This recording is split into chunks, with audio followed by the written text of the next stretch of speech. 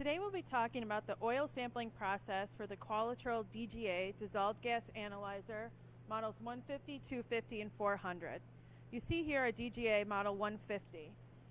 All the Qualitrol units are equipped with a sampling valve. They're designed for the ease of use and sampling and operate in the same manner.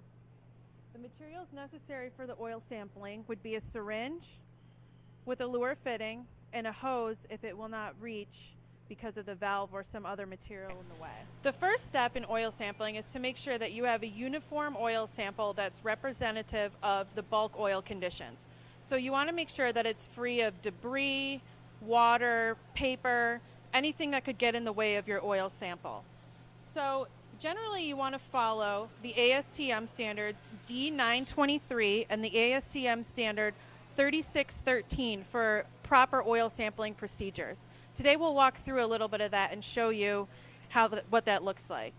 So the first step would be to open your sampling port here, your sampling valve for the DGA 150.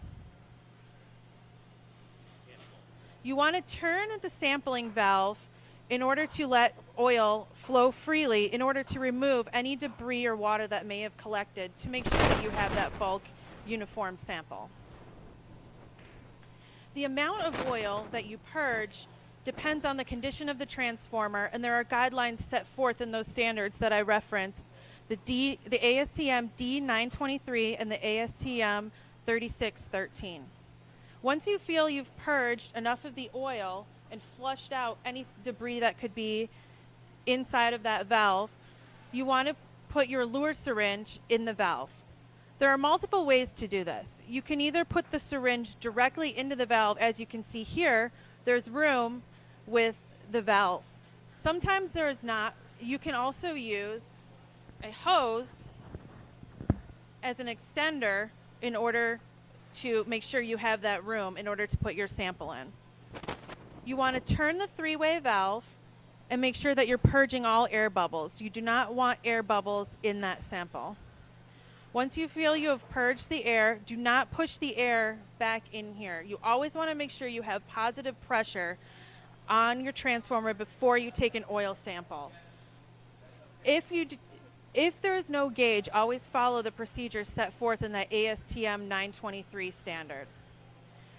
Paul will now draw the oil sample into the syringe and take his oil sample. You want to make sure that the DGA is always installed in a location that is not near galvanic fittings or plumbing or parts that are coated with zinc.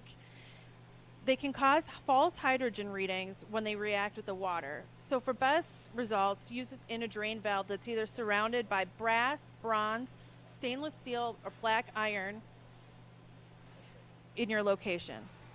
Once you have your oil sample, you'll close the lure fitting and remove the syringe from the sampling port.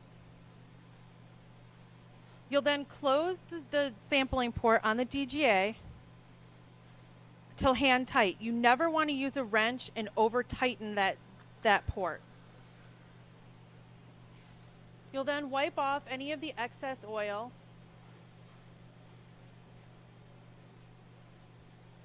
and make sure that the port is fully closed. You'll know because there will be no oil continuing to drip out of the port. Once the port is closed, you'll return the cap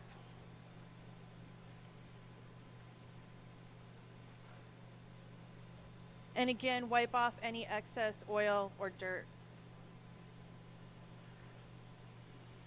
One key thing to remember with the oil sample that you never want to expose it to sunlight.